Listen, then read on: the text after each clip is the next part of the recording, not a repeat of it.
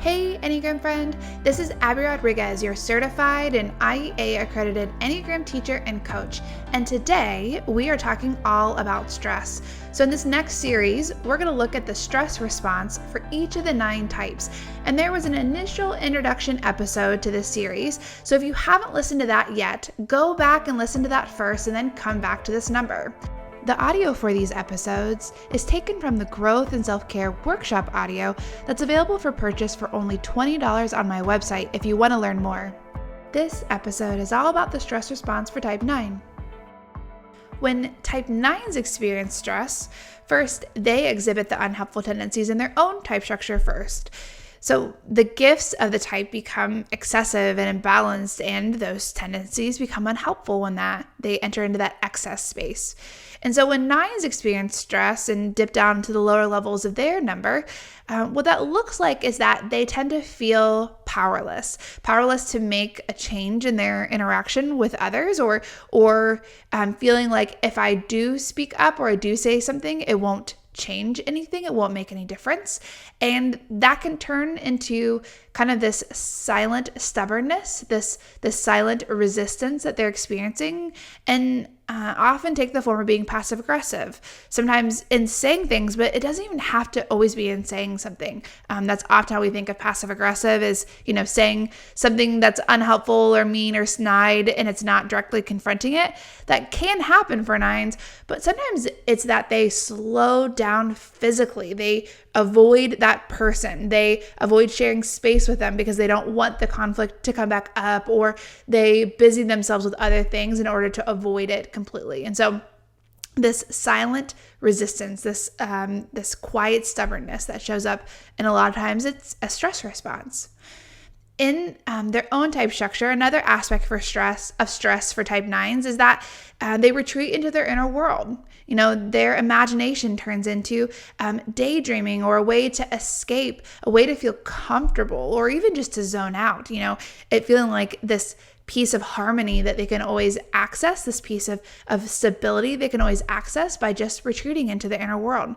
So sometimes that is literally sitting and watching out the window. Sometimes that's reading a good book or doing a crossword puzzle, but just escaping and kind of withdrawing away.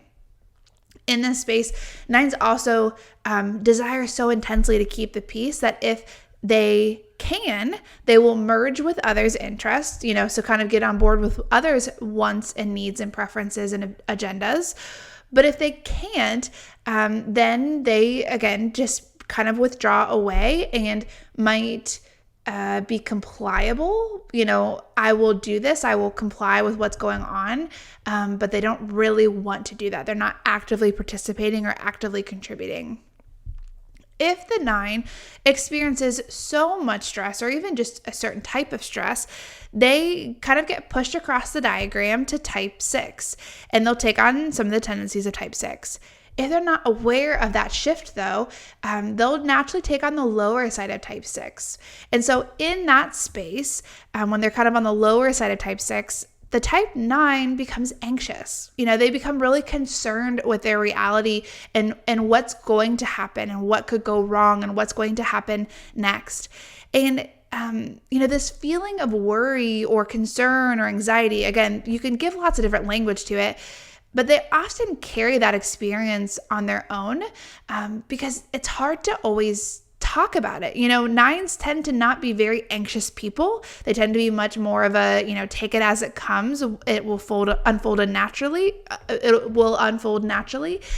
And so because of that, they're typically not anxious people. But when they move into the 6th space, anxiety, worry, restlessness, anxiousness, this all comes up, but it can feel like a foreign language because it's not typical for them.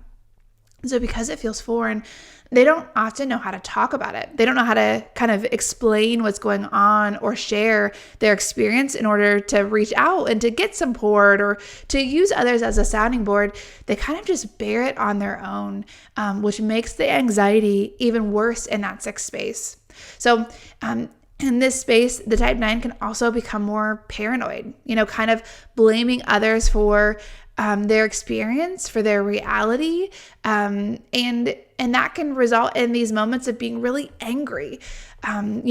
When they have kind of taken it for too long, they've been, someone's been poking the bear for too long, and they just finally have this outburst. Whether it's really the person that's caused this anger or just the last person to say something dumb to them.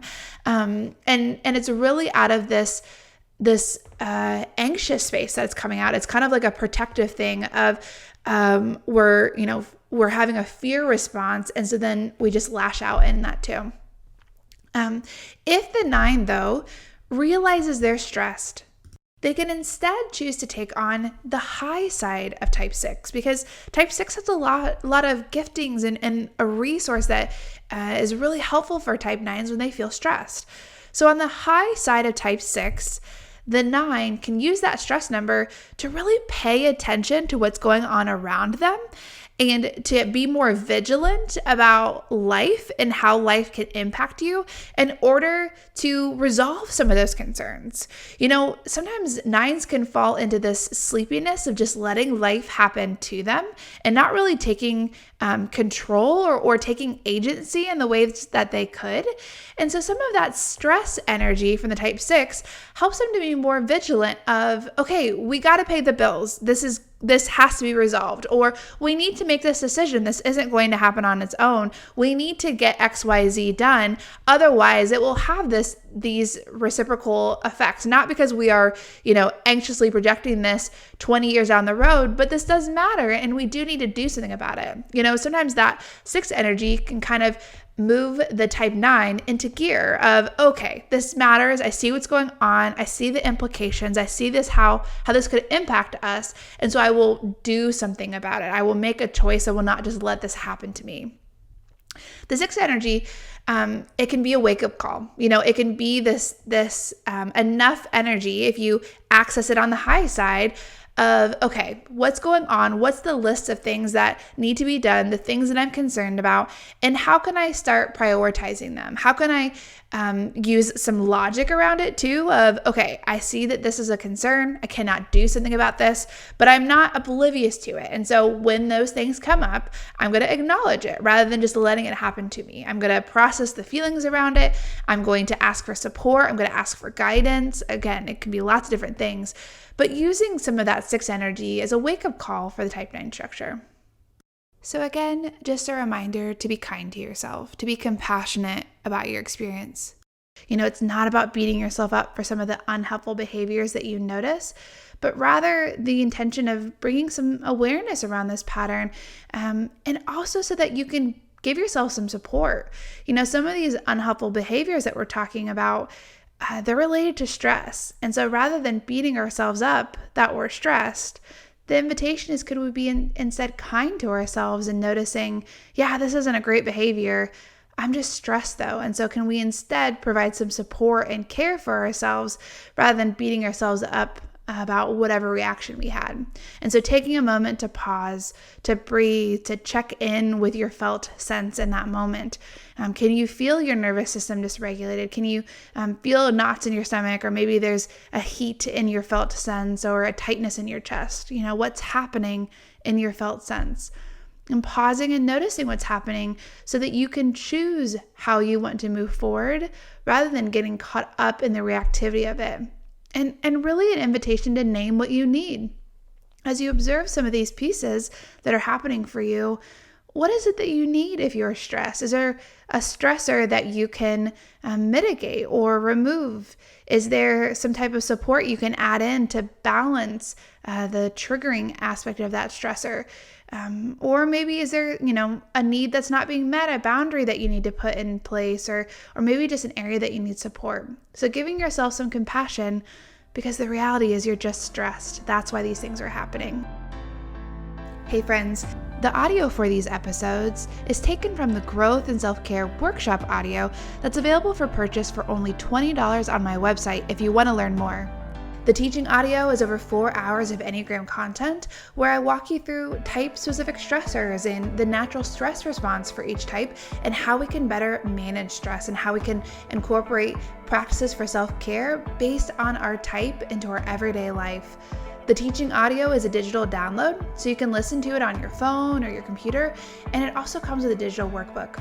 So I really want to encourage you to take advantage of that opportunity or to give it to a friend in this season if you have someone that's coming to mind that has a lot of stress and needs some support to navigate that.